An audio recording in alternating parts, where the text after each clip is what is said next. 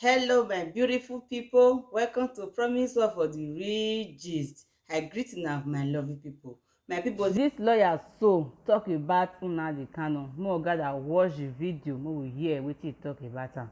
And make una leave una opinion for the comment section. I hope we learn something from it. Let's watch. I'm now being joined on the program by Mr. Babatunde Ogala, who is a senior advocate of Nigeria, and he joins us from another part of Lagos. Thank you very much, sir, for joining us on the program. Let me begin by asking you,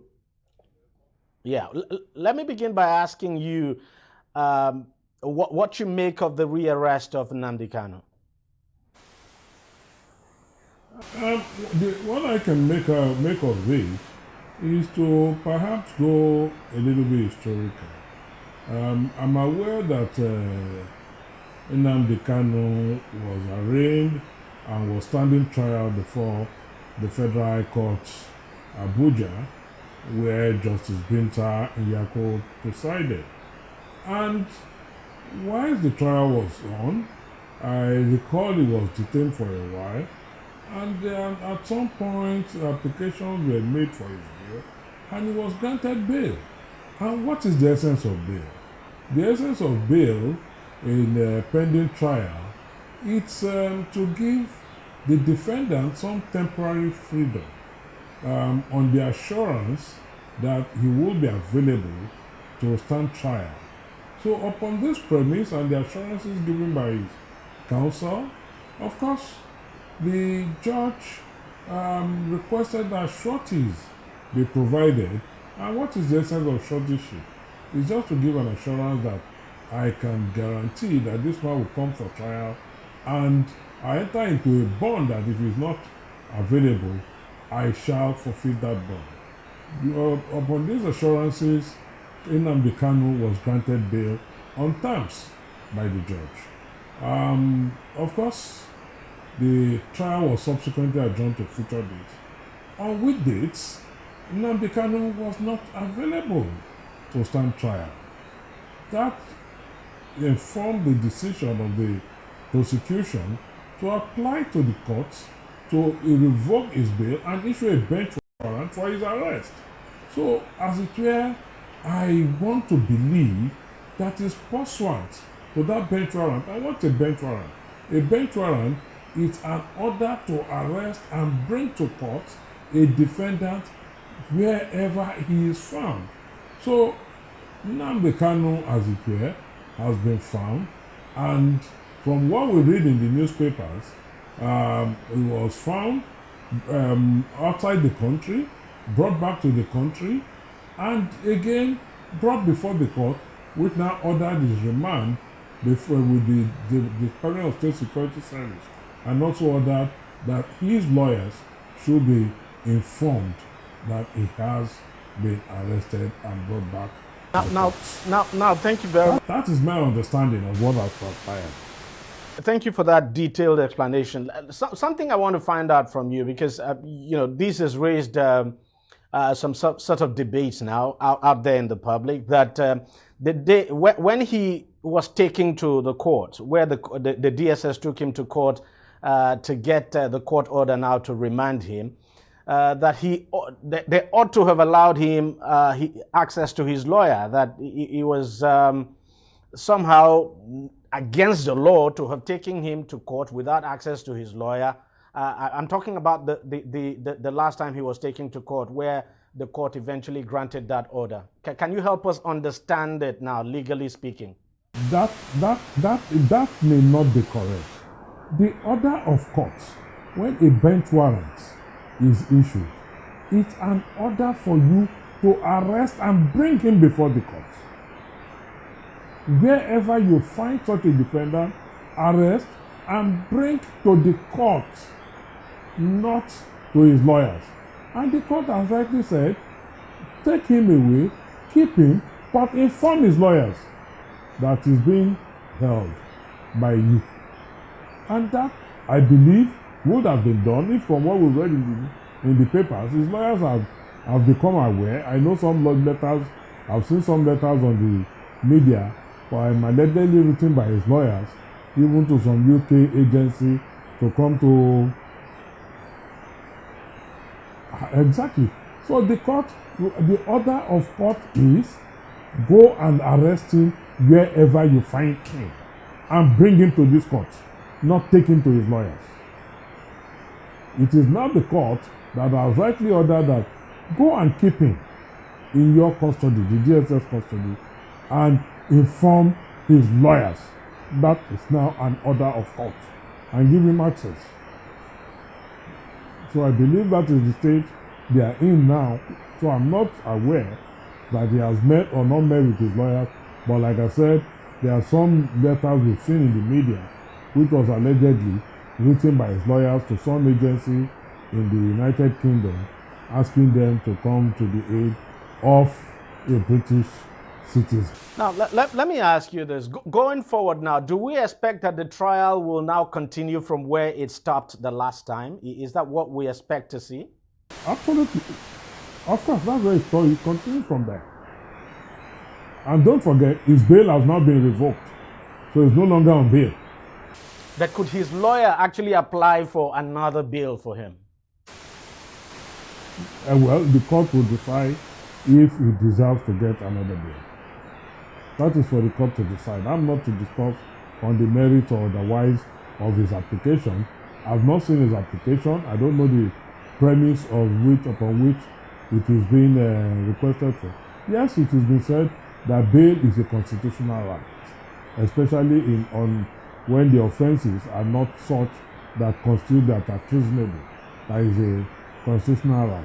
But there must also be circumstances in which bail may be denied. So we leave the fireworks to the lawyers to convince the court on whether the bail should be granted a fresh bail, or it should continue on the old bail, which ostensibly it would appear he has breached.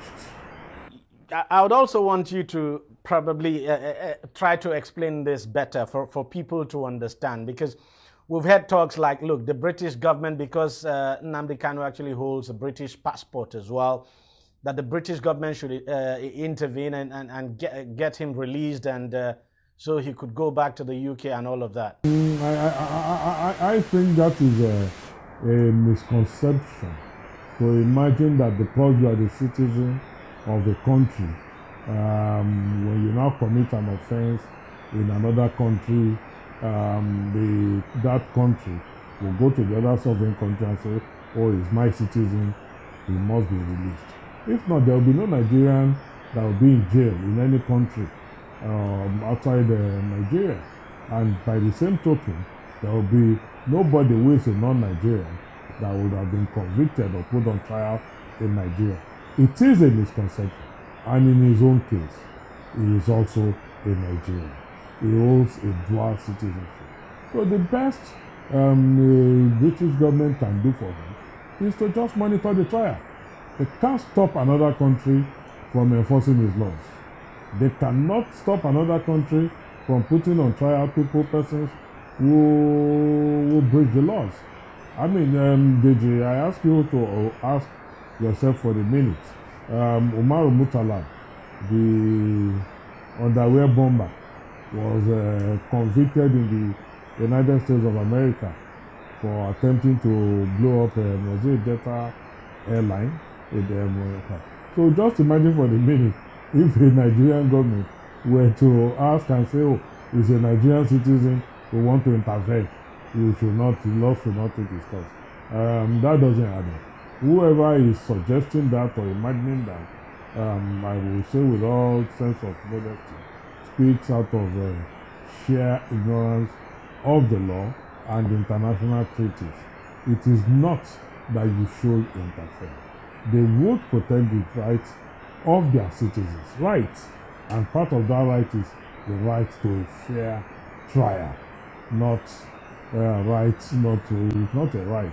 So they will not get involved. They can, at best, and even their treaties, I mean, if you look at the assistance program, I think a few days ago, I was going through it, where it even says, if you are a British citizen, yes, we won't offer assistance to the extent that we will monitor, and where necessary, offer you advice. But it goes further, that where you also hold the citizenship of that other country.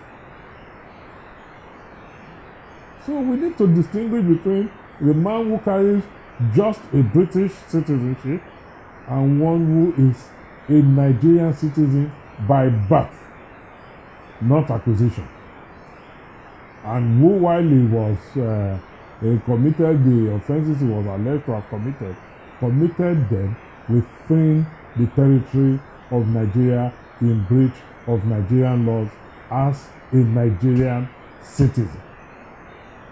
So you cannot approbate and reprobate. You carry dual citizenship. If in that case, nobody will be liable for. Right. So let me just quickly ask you this before I let you go.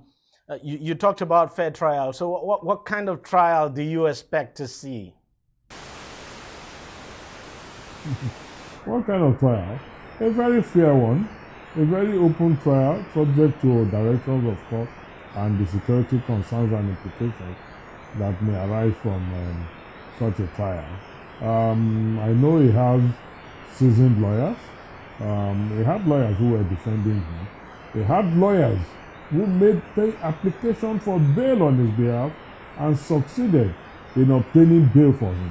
He had reliable sureties, including a very high-ranking member of government of the Federal Republic of Nigeria, the distinguished Senator Baridi, the minority leader of the Senate, is a very senior citizen and very senior government official.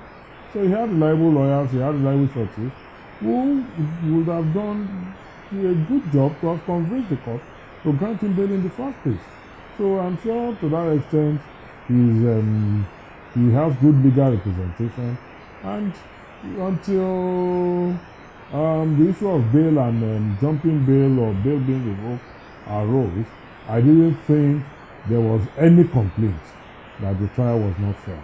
And I think the trial can just but continue along those lines. And like when he was even brought to the court a few days ago, after he was arrested, the court on its own suo motu, even where he had no counsel, said go and keep him until July 7th, I think, I can't remember the date, and 26th and 27th of July. So 26, 27, keep him, but inform his lawyers. It cannot be fairer than that. Is just fairness. Even without his lawyers being present and making such application, the court suo motu made that order that he must be given access to his lawyers to enable him to prepare for his trial. Unfortunately, we just have to leave. I beg my people, muna like this video, muna share, muna comment, and muna subscribe. So when I don't subscribe to my YouTube channel, God bless you now. And when I never see subscribe, I beg muna try, muna subscribe. Stay with me for promise word for the real gist.